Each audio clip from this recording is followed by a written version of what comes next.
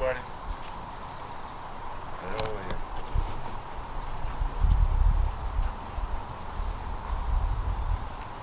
Oh, well.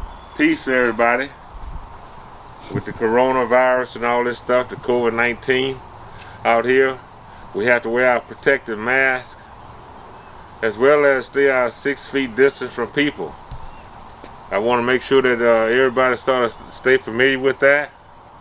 And this program here today, I'm going to talk to you about aggressive dogs, dog behavior, human responsibility, and not only the human who buy the dog has a responsibility, but the breeder of that dog.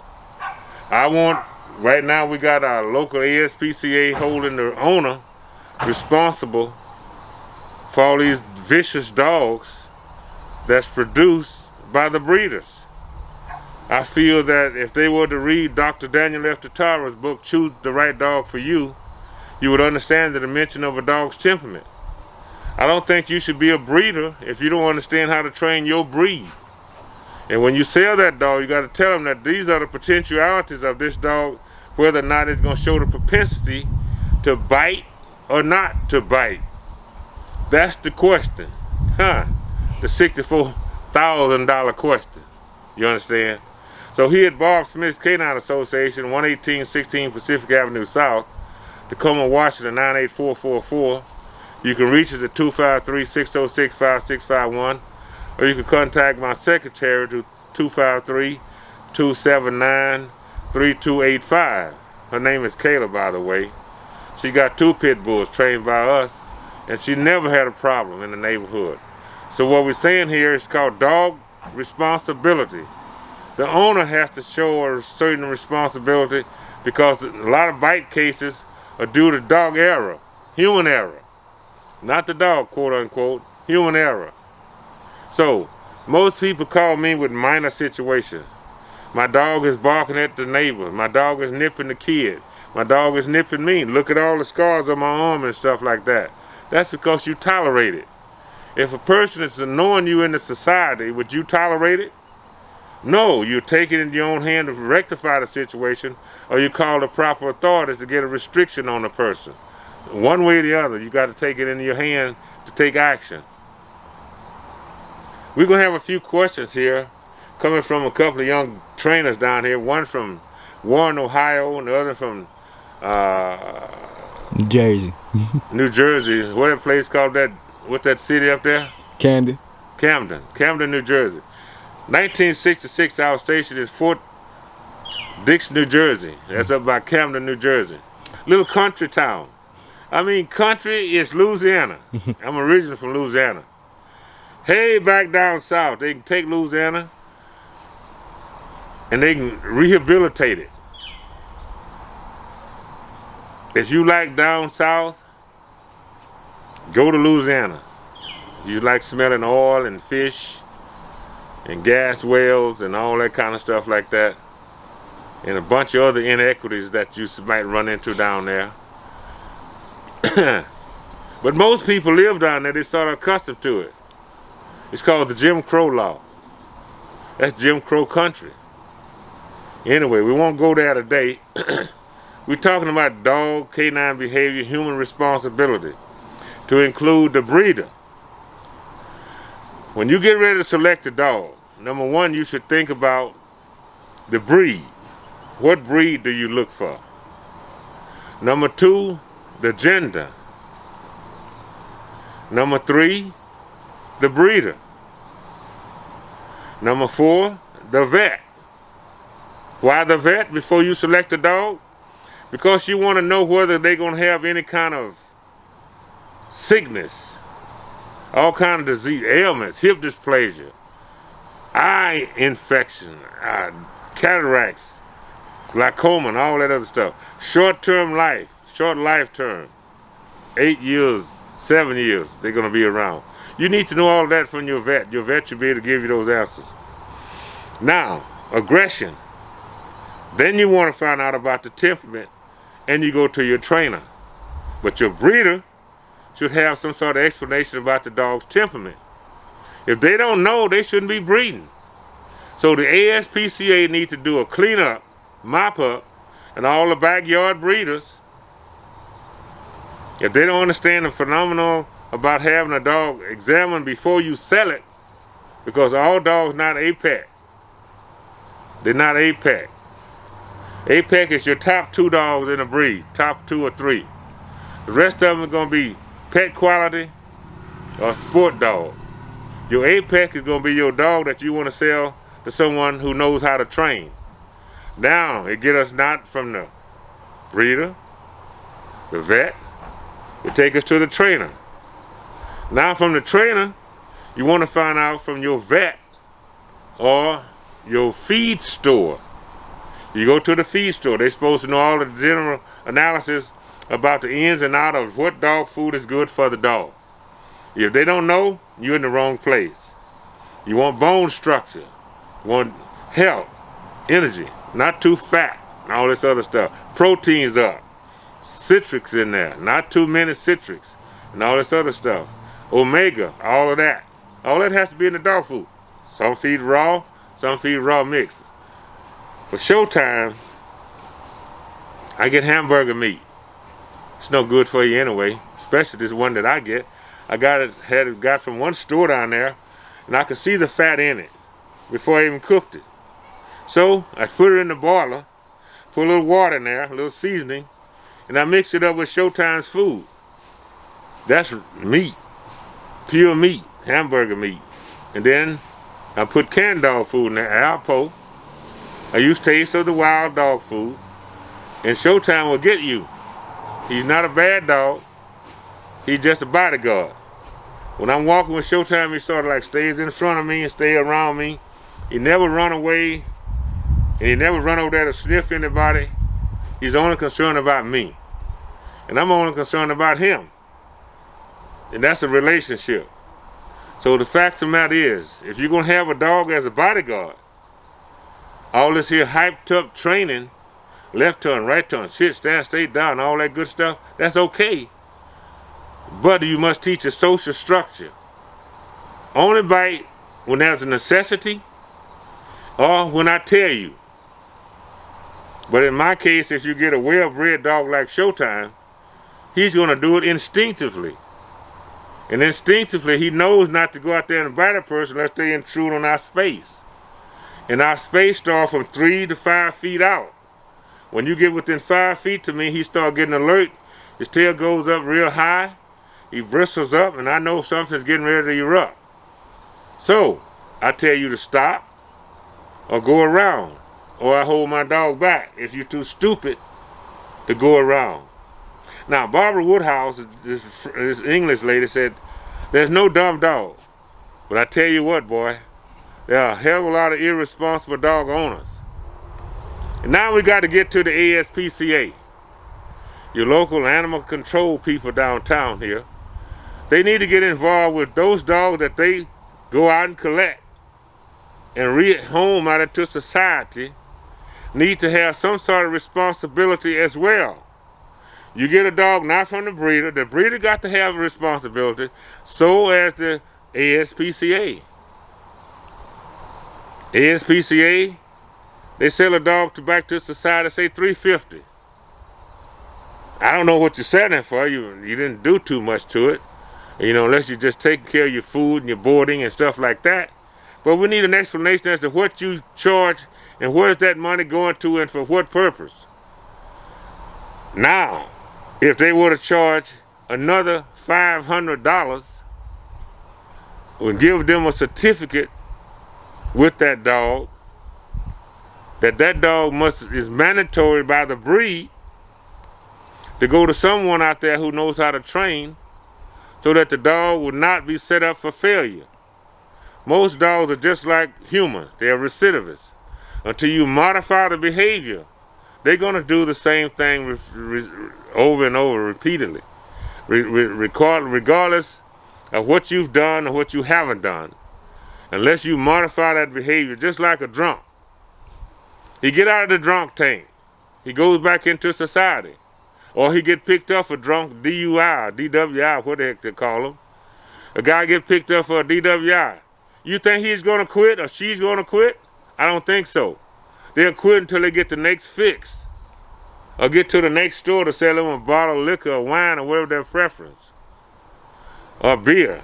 They're going to go right back out there and seem to me like the cops are waiting on them. They know who to pull over and who not to pull over. I can be driving down the street all day long, never get pulled over. Thanks for that, because in Lakewood we got good cops, not bad cops. Lakewood, I want to give you a shout out. And in Pierce County, Ed Troyer, I want to give you a shout out. I did vote for you this year. This is Bob Smith Canine Association, so when you come by my place, I want you to salute. Okay, so what we want to do, we want to take responsibility as citizens to ensure. Now I know the Humane Society have their problems with Bob's Canine Association. Now, I don't mind. I love the Humane Society. I've been supporting the Humane Society of the USA for years. I started training dogs in Lawton, Oklahoma in 1973, just because I wanted to get close to dogs. Now, where do you think I went to do this?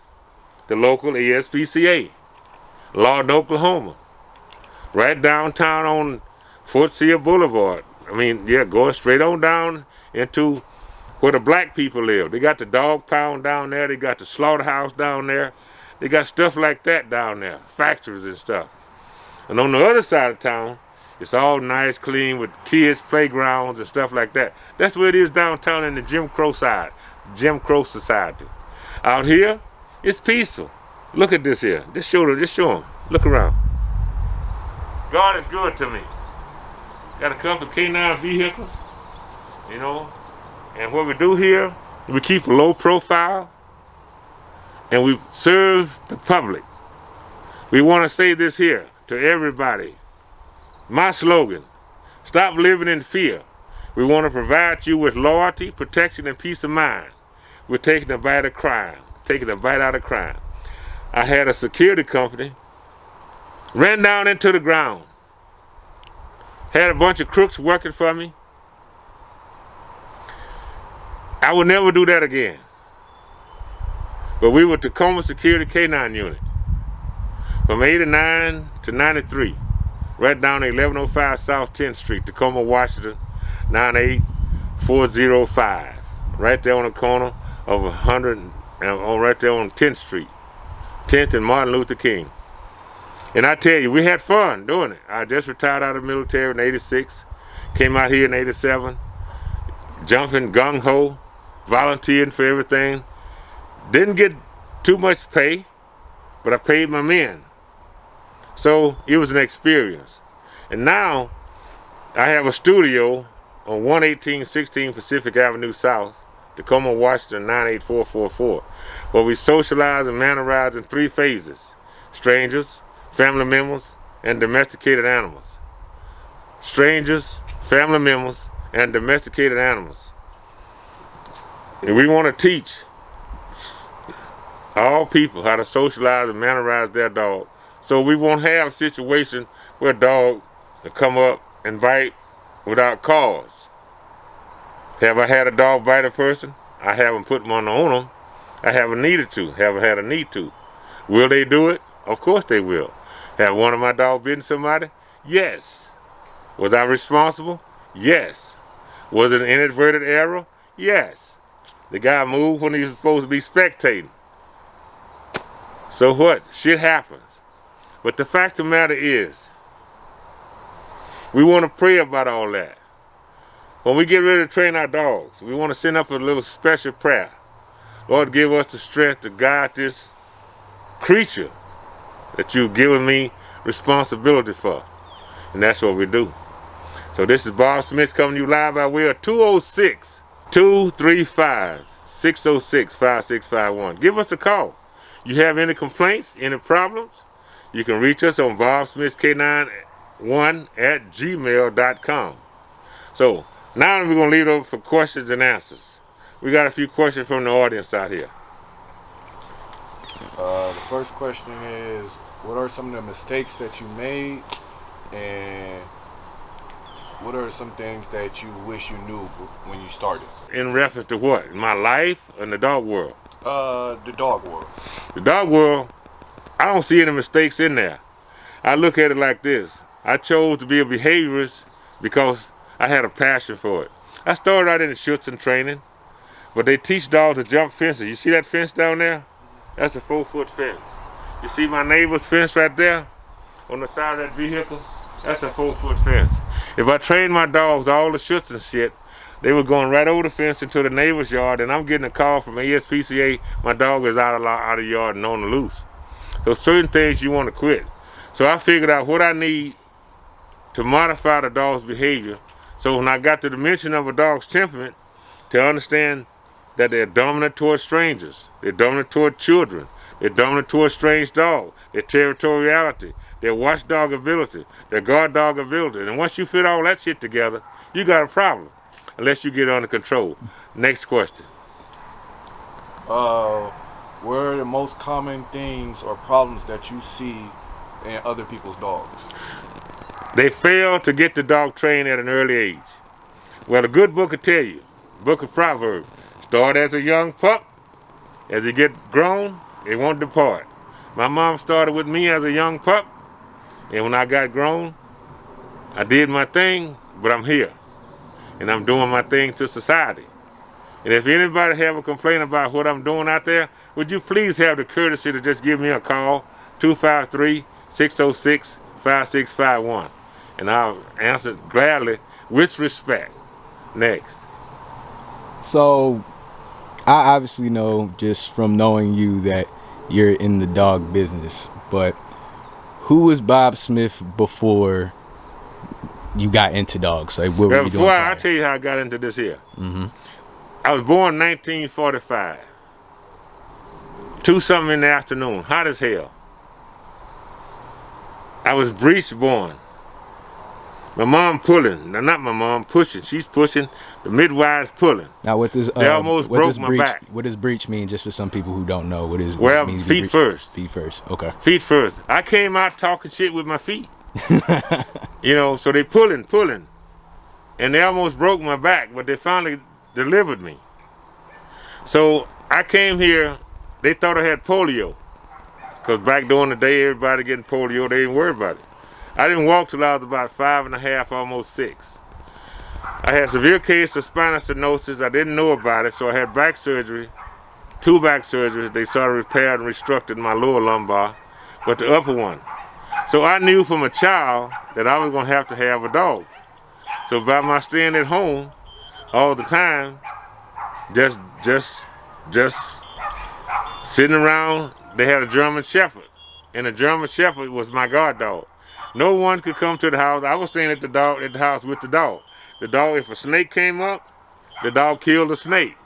If a hobo or something, because we lived in the country, came by, he'd chase him off. So from that time as a kid, I always had a passion for dogs. So would you say that dog in particular gave you your love for the dogs? Or dogs just in general? No, that dog right there taught me as a kid, as a kid about so big, that dog was man's best friend. My mom was my best friend, but she had to go to the cotton fields. I was too little to go because she couldn't nurse me out there in the field and do her thing. When I got old enough, she would put me on her cotton sack and drag the cotton sack with me on the back of it. But in the heater part of the day, it was too much for a kid, so she'd leave me home, and what stayed? The dog. The dog was there. And I had a German Shepherd. Then when I turned 14, she bought me another German Shepherd. And I trained it up till I was 20 and got drafted in the military. I went off into the military. I started training dogs back in 1973 professionally. Because I knew as a child coming up in Jim Crow law that I was not going to pick any more cotton. I was not going to work for anybody because I have my own attitude, you know. I believe in equal rights, equal liberty, stuff like that, equality. But you cannot get that in a Jim Crow society. They will not distribute that to you. No matter how much you work, vote, protest, all that, all you're gonna do is get arrested. So I had to get out of that society, get off into the free world up here in the state of Washington. For the most of it, Washington is a good state. So I'm glad you brought up the your past as far as growing up under the Jim Crow law and everything like that, because that leads me into this discussion. How important do you think it is as a black man to go into business for yourself? Well, I can tell you like this. If you want a piece of the pie, you got to make your own pie. You can't go out there and accept someone to tell you, come on up, Bob, you next. Bob is never next. Bob got to get out there and say, excuse me, my turn. Because God gave me this. This is a God-given gift. Canine training. I've been doing it since I was a kid. You know, I love dogs. I taught my dog, man, in the school to go up trees and stuff. I had this one tree, a cat go up the tree. I put my dog on him. Hey, get him. He run up there, he jumped back down. He run up there, and then all of a sudden he got onto the limb. He went to the next limb, and the cat jumped down, and there was on the trace again. But you know, to be honest with you, I just love dogs. Sticking to that, you've been in this business about 47 years. 47 years. Did you, being a black man, did you have any struggle just being in your own business, just due to race? Just starting your own business? Well, in this business here, you got to realize that this is right to bear arm society. This is NRA country. Okay. And being retired military, I was drafted in the military in 1965, October 20th. I retired in June 30th, 1986, 21 years later. I fear no man. You know, I respect all men. I look at all men as my fellow brother. There are two things that's required of me. Fear your God with all your heart, soul, and your might, and your strength, and your mind. Treat your fellow man as your brother with respect, and walk humbly with your God. That's all I can say. If someone crossed me, then I think that I am equipped psychologically, intellectually, physically, as a 75-year-old man today to do what I got to do, because I always practice, you know. And that's how the majority of my people that I be around, they sort of think the same way I think, because it's all about survival. And if it's for you, it's for you. If the Lord want to get rid of me, I could get hit with that comment flying around here. But it didn't. So, you know, he said, no man knows the hour. So I'm not worried about it. Now, I tell you what I would like, and this might be off the subject, is being able to talk to my son, my daughter, my ex-wife. They're all down in Texas, Dallas, Texas. I want to say hello to everybody, because I'm going to put this on YouTube. So not only just for just young black people in general, just young people, what advice do you have for them to start their own business? Okay, number one, you want to be a specialist in the field that you're going into. You can't go in there that you're going to have a partner that you're going to sort of like lean on and gleam on and get information from. You on that road by yourself, and you got to carry that road, and you got to make that road that people are attracted. They say, I want to walk on this street. I'm tired of slipping and struggling in the mud. I want to walk on this street. I want to learn to train your dog the Bob Smith way, a holistic perspective to canine training. We respect mankind because we honor our God. We respect brotherly love. We respect sisterly love. No one can come into my studio and get disrespected. And if they do, in any kind of way misconstrue one of my workers or one of the kids that I'm teaching, the young guys I'm teaching this method, I want to know, and I'll address it myself. That's how I say. So God, in God we trust. All others must sign. Okay. All right, let's get back on the dog subject, but Yes. still staying on the topic of what you were talking about. You said that you have a military background. Yep. Thank you for your service. Thank you. So did you train dogs overseas? Well, I trained dogs in Vietnam. We had a mascot. I was in Vietnam, 1969. I was in Duck 4, LZ Bronco. We had this little puppy out there, a little dog we got out of the village. And we sort of like told her to sit, stay down, come, you know, give a lot of treats and stuff like that. It's just like a little mascot. And everybody was looking for the little dog when they flew. We had assigned to a 174th Aviation Helicopter Assault Unit. So when the guy would fly around, they come in, they'd be looking for that little dog. It was the best thing that I could do as being in unit supply is I had the dog with me during the day because I didn't have to go out and fly but every other day. So I'm getting this dog, this little puppy, and I'm teaching to sit, to down, to stay, to shake, you know, just to interact socially. And that's what the guys enjoy doing. Now, when I was in Korea, 1975, I trained this big old fighting dog over there for Mama Son. And this is one of these big mastiffs.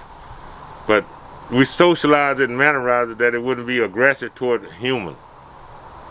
Not to bite human, because they don't want them to bite. They want them to be social. So they can walk the street like this, but when they get into the ring, it's all about fighting. So they was a dog fighter, not a human biter. Okay. And in Germany, that's where I took my training from 81 to 83. My last tour from 79 to 81, 83 over there, that's when I brought a dog back named Rex. And Rex was trained in Germany, and then I kept him, and I sold him to a security guard down there in Oklahoma, I think back in 1987. Okay, so what would you say is some differences between American dog training and then the European dog training? I say the Europeans on top of it. Europeans on top of it because their consistency with the plan. You know, the Americans are good. Now we got a lot of good American trainers, but you got to understand, if you want to learn martial art, you go to the Orient, to Asia. If you know, you can learn it in America, but those people live it. You got to go in the mountain with the monks, and that's all they do. They eat soup and they train.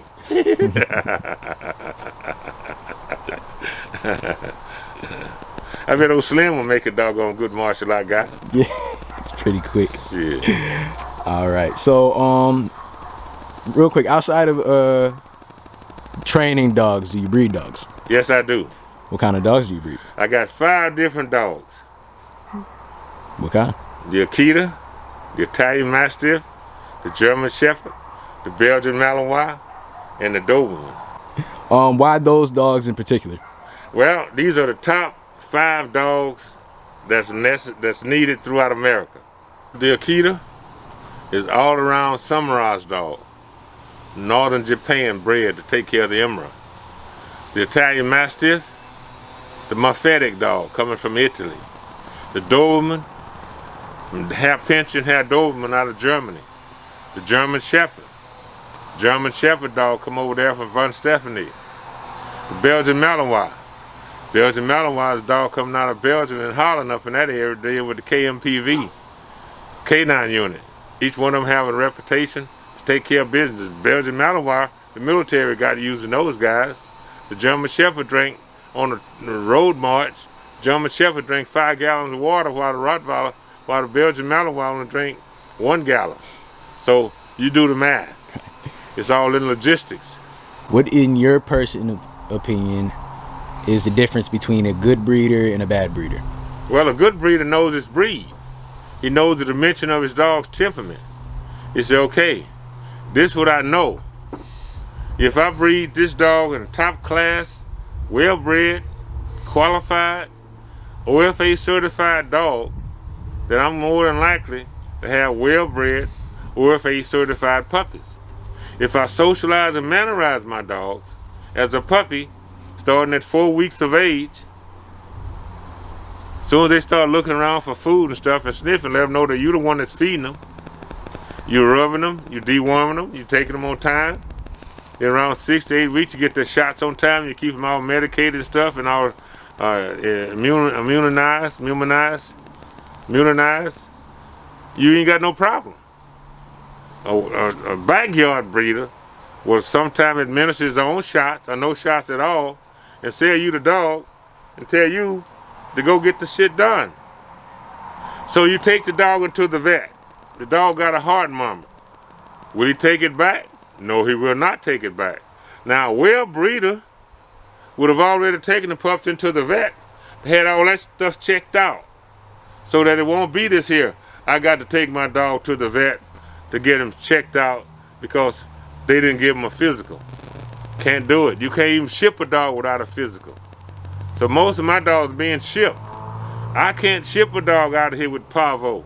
I can't ship a dog out of here with a heart murmur. Why? A code of ethics. Code of ethics. Next question. So 5 dogs, that's more than, you know, the average person, the average family, the average household. Gonna ask a personal question. Do you have a favorite? I'm not average. Never classify me as average. I am Bob Smith, the only. My son is Bob Smith Jr., not Jr., Bob Smith the second, and his son is Bob Smith the third. I am the origin of the Bob Smith family. So the fact of the matter is, I am not average. I look at things from a holistic perspective. If God has given me the knowledge to deal with them, I want to have my dog breed like the candy store. You might not want peppermint candy today. You might want licorice, licorice. You might want a baby Ruth, or you might want something nutty buddy, like a doggone payday. So I have to have different breeds in order to accommodate the society. And those are the top breeds that society should be interested in if they're interested in something that's going to protect their house. Because there, with Donald Trump going the way he's going, he's trying to preempt the doggone transition that you might need some sort of protection out there sooner or later. And if I'm training my dog, I'm looking for drive. And if I'm looking for prey drive, food drive, bite work, the willingness to protect me, the willingness to obey me, the willingness to serve me, hey, those are the breeds. Those are the top breeds out there, my brother. And I tell you that right now. Say, for instance, a Great Pyrenees. A Great Pyrenees is a breed to just go out there and herd. Not herd, but just go out there and guard the property. Walk around the fields with the sheep and the horses and the cows or the pigs, whatever the hell you put them in there with. They interact and they mingle. You take your doggone poodle, just a yapper, but he chases varmints and stuff. You take your doggone John Schnauzer. John Schnauzer is a good dog, but he's not for me because his hair gets all this shit here, this stuff here, that gets all in John Schnauzer's hair. He constantly brushing. So the dogs that I breed, they don't have those issues. So you got a dog over here for us to see today. Who's this dog that's Well, come on down. over here in the kennel? This dog down here, that's Showtime. That's my dog. You know what? I waited 30 years to get an Akita. You know how I got Showtime? How? I had to buy a female. Because a female is a reproductive process for everything. So, I wanted a male. No one would sell me one. So, no big deal. I buy a female, I got 10 puppies. But I only chose one out of that whole bunch. And that was Showtime. I'm gonna show you why.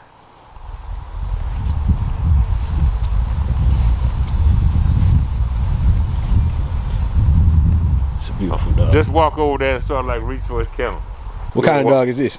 It's an Akita. That's my male. It's 3.5. It's a big dog. It's beautiful. Just sort of walk over that Slim and I'll show you something.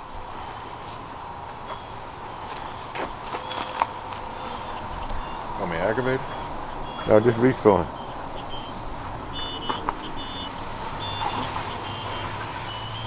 Reach for that lock.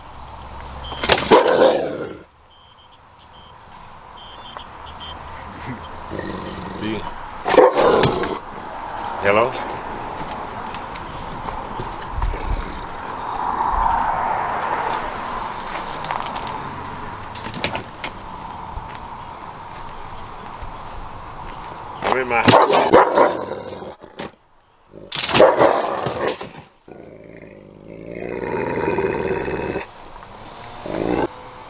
we're gonna suit him up, and I'm gonna show you. We're gonna take my man. We're gonna suit him up, and I'm gonna show you how he works. Okay, now we got this young man down here doing a little precursor work on Showtime. Walk on one more precursor.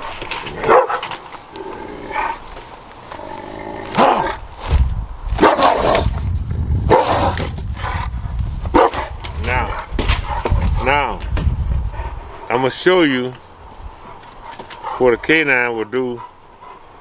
But man, I don't even have my remote on it. Maybe I should put the remote on it. It might be you. Nah, I can get him off of you. All right. I hope so. Okay, the deal with Showtime is when I grab his tail like that, and I pet him right there.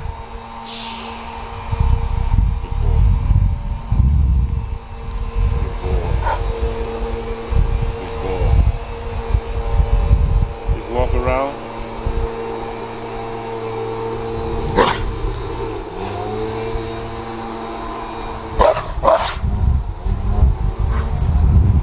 Ready? Get ready? Ready? Yeah. Hold your arms up. Hey, hey, hey, hey, hey!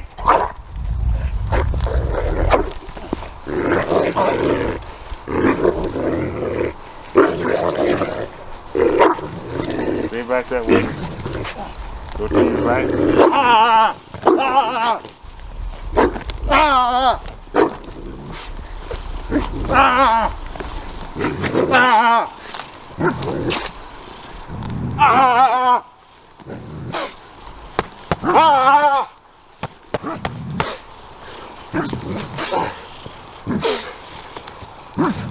Spin him around so you can see the bite.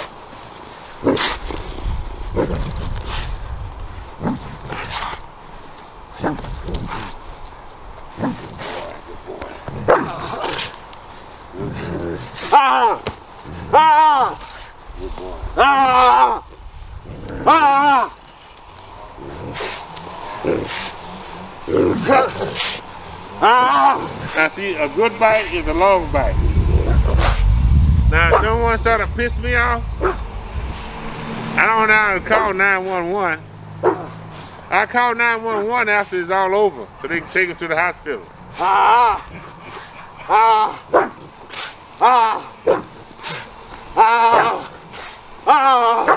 Okay, stand tall. Showtime. Showtime. Showtime. That's good. Hey, calm down, boy. Calm down. Calm down. Good boy. Hey!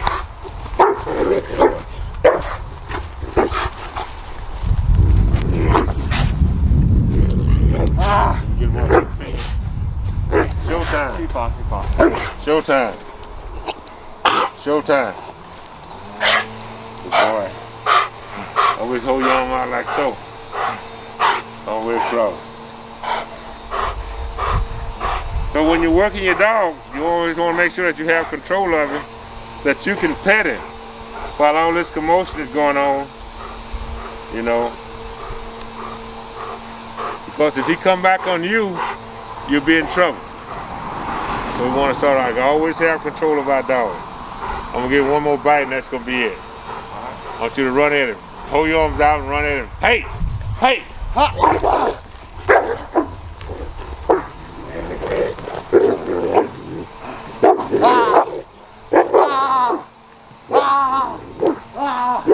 This guy gonna make a dog trainer after all.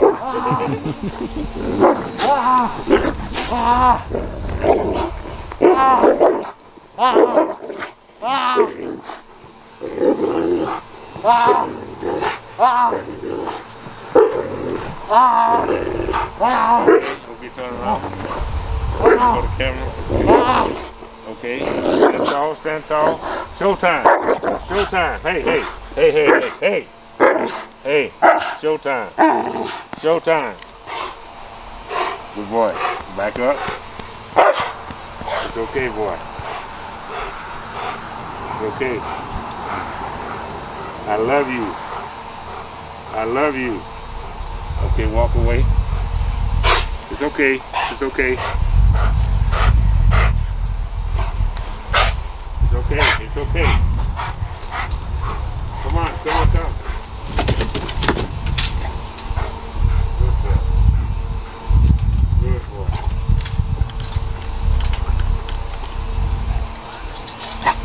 Okay, so that's how you do it. I always tell your dog you love him. Whenever your dog is doing bite work, I always tell him, hey, showtime. I love you. And when I tell him I love him, that's like the average guy tell him, dog, get him, boy. Get him. Get him. But you can't say that. You say, get him. He said, why did he bit the guy? He said, he told him to get him. But if I tell my dog I love you, he bite harder. He said, we told the dog he love him. That's all they can say. This is Bob Smith coming to you live by way of Studio 51 at 11816 Pacific Avenue South. But this is my home here in Lakewood. We want to tell you, we love you. Thank you.